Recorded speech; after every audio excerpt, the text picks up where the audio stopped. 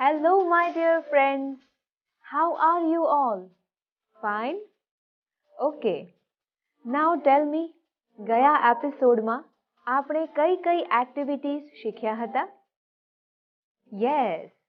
ગયા એપિસોડમાં આપણે યુનિટ 1 વેર યુની એક્ટિવિટી 4માં જૂથમાં કામ કરી જૂથના સભ્યોની હાજરીની વિગત પત્રકમાં ભરી ત્યારબાદ આપેલ ઉદાહરણ પ્રમાણે વાક્યો બનાવીને વર્ગમાં રજૂ કરતા શીખ્યા. અને હા, શિક્ષક ગઈકાલની અને આજની ગેરહાજરીની વિગતો બોર્ડ પર નોંધીને જે પ્રશ્નો પૂછશે તેના જવાબ આપીને એબ્સન્ટનું ટેબલ બનાવતા પણ શીખ્યા હતા. એક્ટિવિટી 5માં આપેલા વાક્યોને ધ્યાનપૂર્વક વાંચીને આડી અવળી થઈ ગયેલી વિગતોને યોગ્ય રીતે જોડતા શીખ્યા હતા. તમે એક્ટિવિટી 5ની એ મુજબની જ પ્રવૃત્તિ તમારા શિક્ષકની મદદથી વર્ગખંડમાં કરીને? ખૂબ સરસ. તમને યાદ છે ને કે એક્ટિવિટી 6માં આપણે આપણા મિત્રો સાથે સવાલ જવાબ કરી પાઠ્યપુસ્તકમાં આપેલા કોઠાની વિગતો ભરતા શીખ્યા હતા અને તે વિગતોને વર્ગમાં રજૂ કરતા પણ શીખ્યા હતા. એક્ટિવિટી 7માં તો આપણે શિક્ષકની મદદથી અંગ્રેજીમાં વાતચીતનો મહાવરો થાય તેવી સરસ મજાની રમત રમતા પણ શીખ્યા હતા. ફ્રેન્ડ્સ, તમે બધા તમારા શિક્ષકની મદદથી ચિઠ્ઠી મુજબ સંતાવાની રમત રમ્યા હતા ને? મજા આવી હતી ને? શું ખૂબ મજા આવી? Very good. ફ્રેન્ડ્સ, આજે આપણે યુનિટ 1 વેર યુની એક્ટિવિટી 8 અને એક્ટિવિટી 9નો ધ્યાનપૂર્વક અભ્યાસ કરવાનો છે. તો ચાલો આપણે સૌપ્રથમ એક્ટિવિટી 8 અને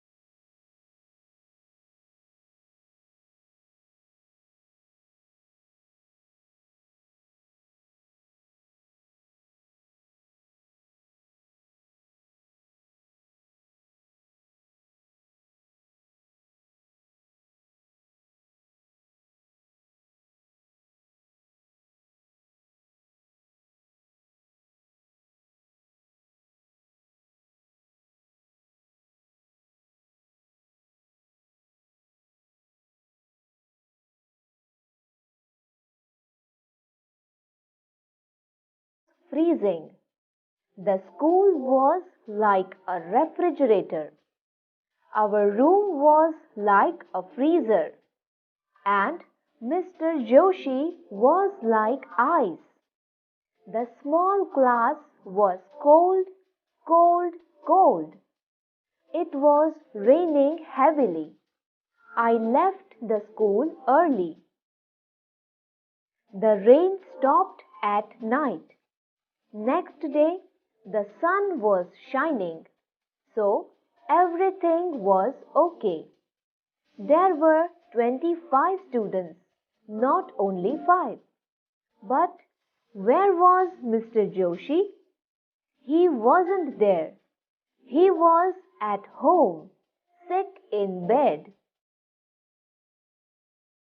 Friends, આ સ્ટોરી હવે તમારે જાતે વાંચતા શીખવી છે ને? તો હવે તેના માટે આપણે શું કરવું પડશે? યસ, તે માટે આ સ્ટોરીમાં આવતા નવા શબ્દોનું શુદ્ધ ઉચ્ચારણ કરતા શીખવું પડે. Am I right? તો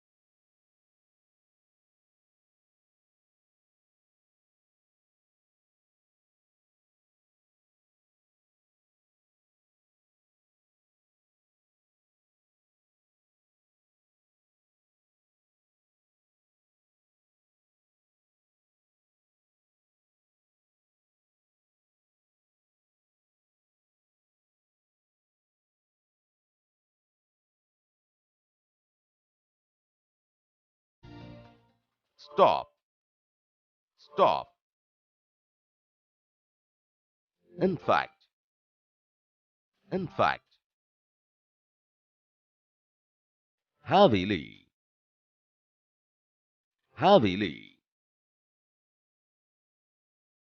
Refrigerator. Refrigerator. Freezer. Freezer. મિત્રો, તમને એક્ટિવિટી 8ની સ્ટોરીના નવા શબ્દોનું શુદ્ધ ઉચ્ચારણ કરતા આવડી ગયું ને? ફ્રેન્ડ્સ, આ સ્ટોરી એક શાળાના વિદ્યાર્થીઓ અને તેમના શિક્ષકની છે. ગયા વર્ષે એક દિવસ પુષ્કળ વરસાદ વરસી રહ્યો હતો. તે દિવસ હતો સોમવારનો. સામાન્ય રીતે આ વિદ્યાર્થીઓના વર્ગમાં 25 વિદ્યાર્થીઓ હોય છે, પણ તે દિવસે માત્ર 5 જ વિદ્યાર્થીઓ હાજર હતા. તે દિવસે ખરેખર ખૂબ ઠંડી હતી અને પુષ્કળ વરસાદ વરસી રહ્યો હતો. બહાર અંધારું હતું, સૂર્યપ્રકાશ ન હતો.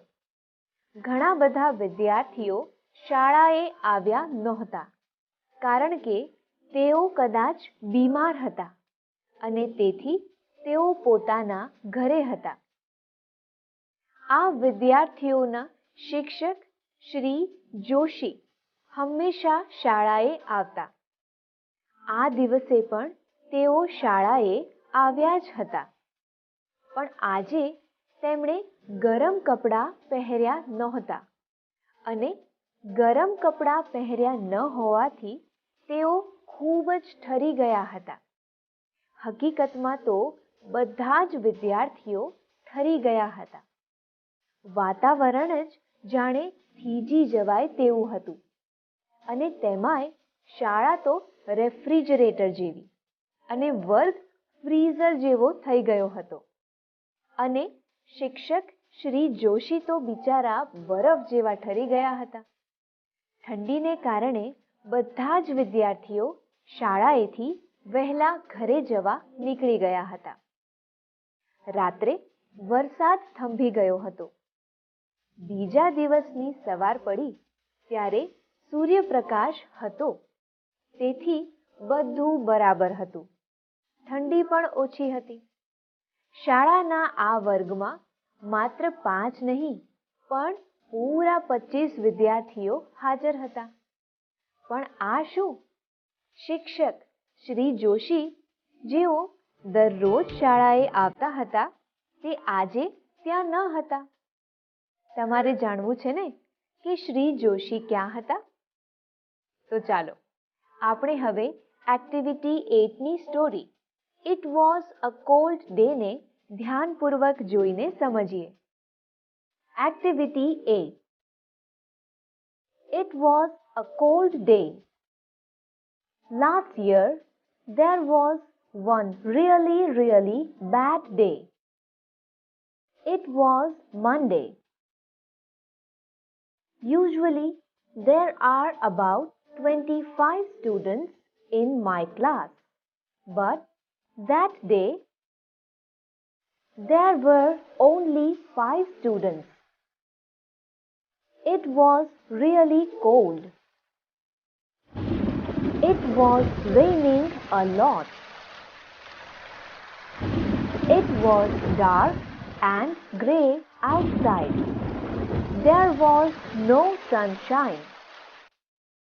I think the students weren't at school because they were sick. They were at home. Maybe they were in bed. Mr. Joshi is our class teacher. He is always at school. He is never at home on Monday. Last Monday was no different. He was not at home. He was in the classroom and it was cold. He was not in warm clothes. In fact, all the students felt cold. It was freezing. The school was like a refrigerator.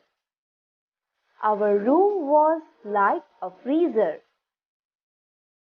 And Mr. Joshi was like ice. The small class was cold, cold, cold. It was raining heavily. I left the school early. The rain stopped at night.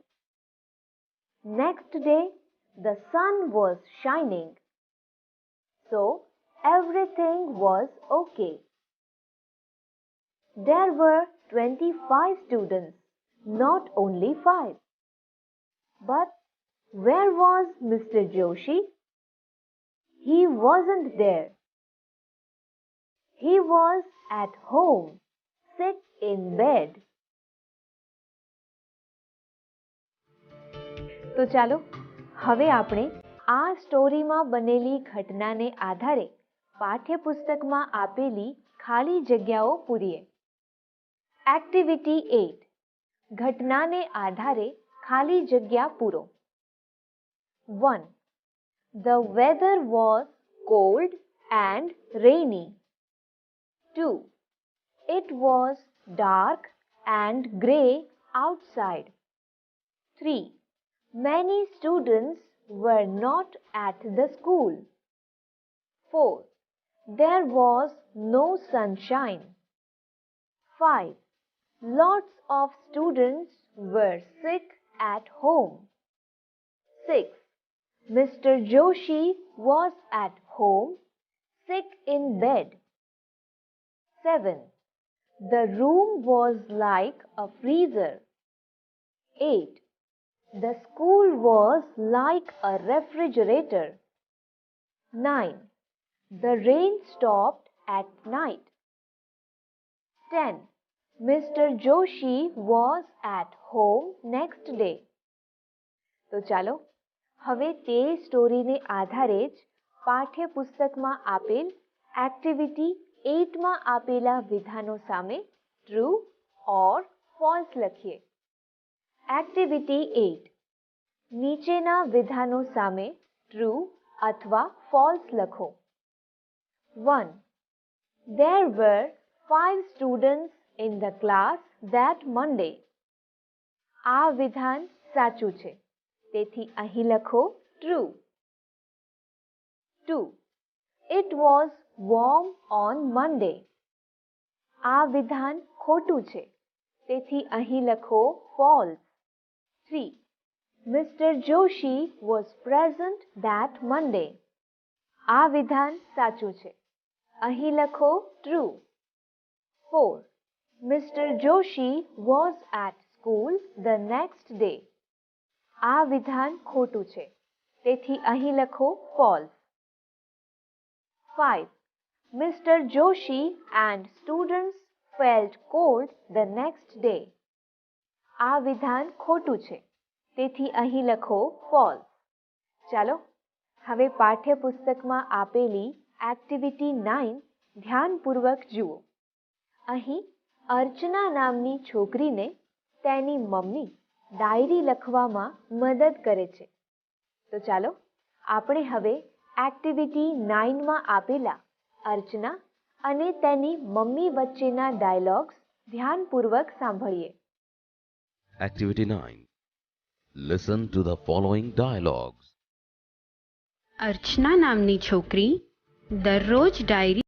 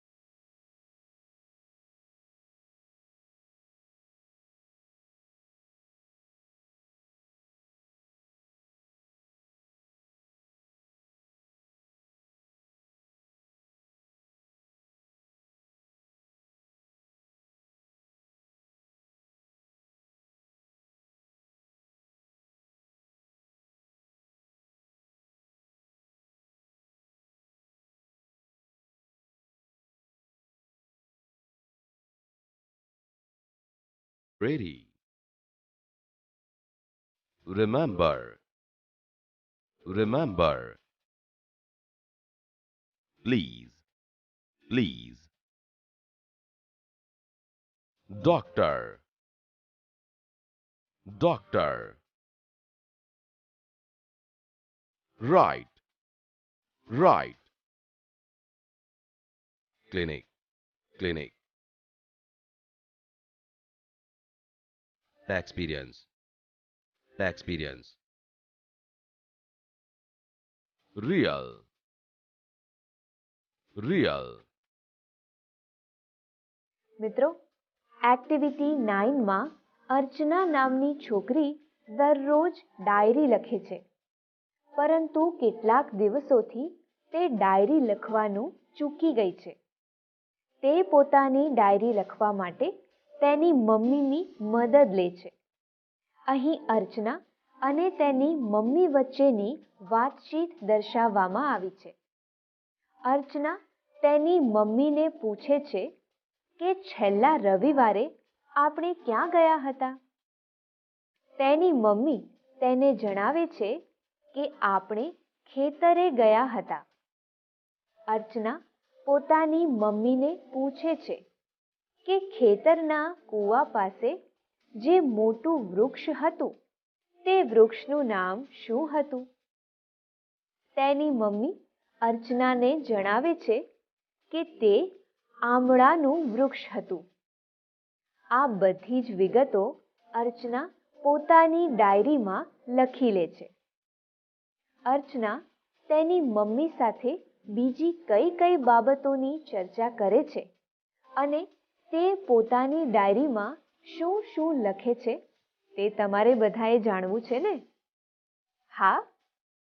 Okay, તો ચાલો આપણે હવે activity 9માં અર્ચના અને તેની mummy વચ્ચે થયેલી વાતચીતને ધ્યાનપૂર્વક સાંભળીને સમજીએ. Activity number 9. અર્ચના નામની છોકરી દરરોજ ડાયરી લખે છે, પરંતુ કેટલાક દિવસોની ડાયરી લખવાનું ચૂકી ગઈ છે. તે પોતાની મમ્મીને પૂછીને લખે છે. અર્ચના અને તેમની મમ્મીના સંવાદ નીચે આપેલા છે. Mummy, please tell me, where were we the last Sunday? We were on the farm. Oh yes. What was the name of that big tree? Big tree? One near the well. Yes, that was an amla tree. Okay. Where was I on Friday afternoon? On Friday? What was the date? It was the 11th of this month. We were in the Doodh Sagar dairy. And Mummy, on the 12th? You and your friends were at the library? Oh yes, I remember now. I was there with my friends. And on the 10th of this month? On the 10th of this month, you were at the doctor's clinic. Yes, but I will not write that. Why not, beta? No, it was a bad experience. But it was a real experience. So please write it. તો ચાલો આપણે હવે આ સંવાદને આધારે પાઠ્યપુસ્તકમાં આપેલ activity 9માં આપેલા કોઠામાં અર્ચનાની વિગતોની નોંધ કરીએ. Are you all ready? Let's start. Activity 9. ઉપરના સંવાદને આધારે નીચેના કોઠામાં અર્ચનાની વિગતો નોંધો. Time, place, people. Time, last Sunday. People, Archana, mother, father. તેઓ લાસ્ટ સન્ડે કયા સ્થળે ગયા હતા? હા, તો લખો place on the farm. Place. In the library. People. Archana, Salim, Tina. અર્ચના તેના મિત્રો સાથે લાઇબ્રેરીમાં ક્યારે ગઈ હતી? યસ. તો લખો time on 12th of this month. Time on 10th of this month.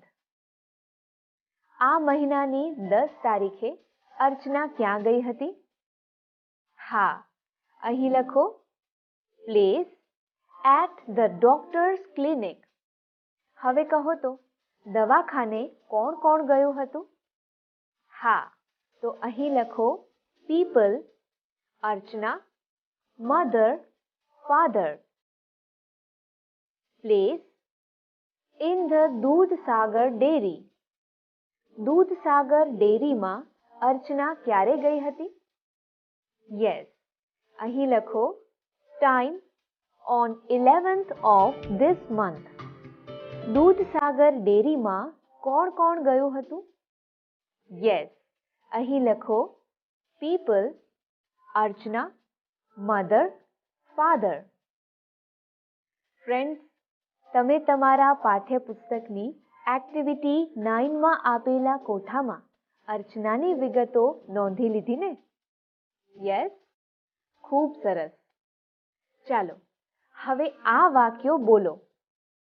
Archana was on the farm last Sunday. ચાલો હવે તમારા પાઠ્યપુસ્તકમાં એક્ટિવિટી 9ના કોઠામાં તમે નોંધેલી અર્ચનાની વિગતો જોઈ અને આ મુજબ વાક્યો બોલો. Archana was in the library on 12th of this month. Archana was at the doctor's clinic on 10th of this month. Archana was at the Dudhsagar dairy on 11th of this month. અરે વાહ મિત્રો, તમને તો ફટાફટ અંગ્રેજીમાં વાક્યો બનાવીને બોલતા પણ આવડી ગયા. Very good. તો ચાલો જરા મને યાદ કરાવો તો કે આજે આપણે યુનિટ 1 વેર વેર યુની કઈ કઈ એક્ટિવિટીઝનો અભ્યાસ કર્યો? યસ, આજે આપણે એક્ટિવિટી 8 અને એક્ટિવિટી 9નો ધ્યાનપૂર્વક અભ્યાસ કર્યો. ખરું ને મિત્રો? We had a fun-filled episode today, hadn't we? So, as promised, next episodeમાં પણ આપણે આવી જ મજા કરતા રહીશું અને નવું નવું શીખતા રહીશું. નેક્સ્ટ એપિસોડમાં આપણે યુનિટ 1 વેર વેર યુની એક્ટિવિટી 10, એક્ટિવિટી 11, એક્ટિવિટી 12 અને એક્ટિવિટી 13નો ફૂલ એન્ટરટેનમેન્ટ સાથે ધ્યાનપૂર્વક અભ્યાસ કરીશું. So, my dear friends, see you all very soon in the next episode. Until next time, keep learning. Bye friends.